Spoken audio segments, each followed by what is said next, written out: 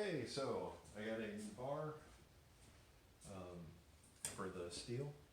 I got a new chain for it, 20 inches.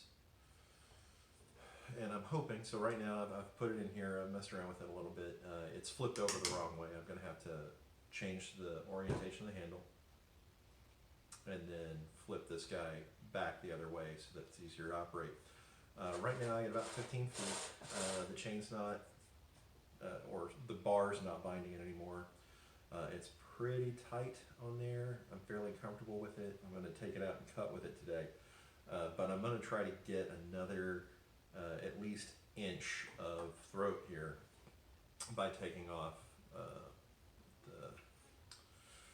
I don't know, the claw, whatever it is for grabbing the edge of the log as you're sawing through it so that you can pivot on it. But that's the task. I'm going to do that. I'm going to flip it over, orient it the other way with the handle pushing the other way. That basically means I've got to take the handle out, flip it over, and put it the other way. I think that'll work. And then I'll take it out and cut with it. So I'm not going to subject you to me fumbling around with the saw and taking off the claw. Okay, some things of note.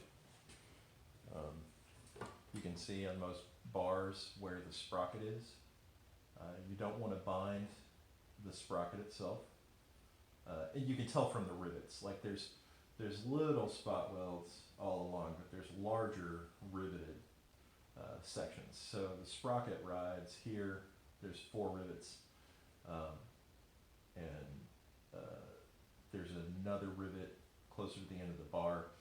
If I tighten down this all the way to where it's actually secure, what it does is it pinches in between this rivet towards the end of the bar and the rivets holding the sprocket in.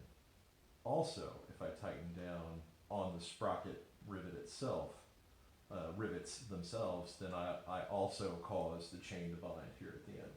So I think what I'm going to do is move this in about 1/2 inch to where it's on this rivet alone and tighten it down there, and then I'm going to move it all over here as well. So whole thing shifts about 1 inch, 1.5 inches to take up this space, and then leave this 1/2 inch or so out.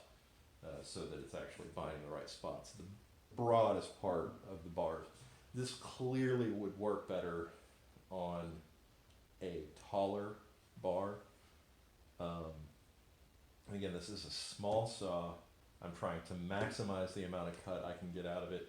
Got a 20-inch bar to try to get another 3 or 4 inches out of it, because you saw how it looked when I put a 16-inch bar on it on a smaller saw. So we're going to give that a shot and see if it helps us out at all.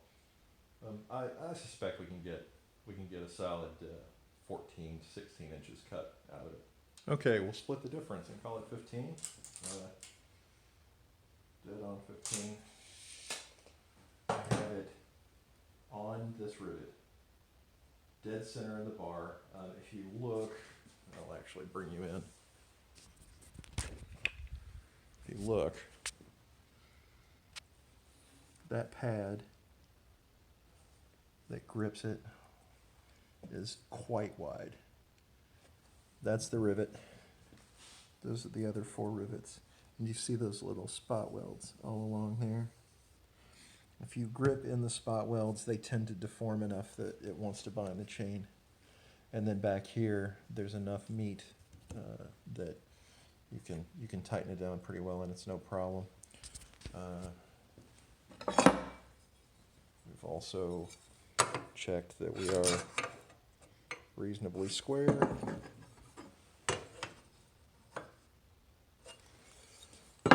So that actually should be all right. Oh, and here you go. Chain moves. We're not going to have any trouble. I think one pain in the butt will be getting bar oil in it. Fueling it'll be easy. I'll just use a transmission funnel for that. I think we're about ready to take it out and test it and see how it works. Everything up here is now tight. This is about in the center. I don't want it to be super in the center because I would have to be leaning over. You know, one hand is going to be here, the other hand is going to be here. And what other things did I do? Oh, I cleaned out the saw. And one other nice thing about this is that I don't ever plan on using this 20-inch bar on the saw outside of this frame. So the benefit of that is that I can mark it now, and next time I have to put it in, I can line it up, and I can take the saw off of here and use the old bar. Well, I have 3, but I can use one of my 16-inch bars. No problem. Within a pretty short time span. Yes, I do get my saw bound up in trees a lot, so I also have several bars so that I can just take my saw off the bar, put another bar on it, and go rescue the other bar. I am not an artist with a chainsaw. I am a semi-talented amateur.